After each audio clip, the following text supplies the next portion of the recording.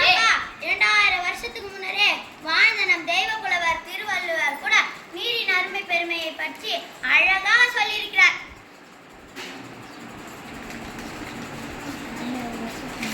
2000 வருஷத்துக்கு முன்னாடியே என்னதான் சொல்லியிருக்கிறாரு?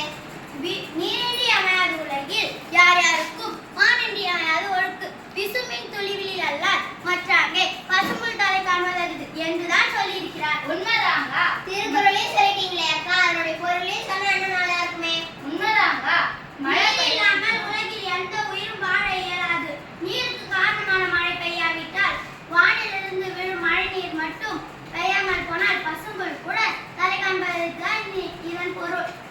உண்மைதாங்க. நீங்க சொல்வது மழை பெய்யாவிட்டால் பசும்புல் கூட வளராது. தண்ணீரோட அருமை பெருமை பற்றி நம்ம திருவள்ளுவர் கூட இவ்வளவு அழகாக சொல்லியிருக்காரு. ரொம்ப நன்றிக்கா. இறுதியாக நீங்க மகாஜன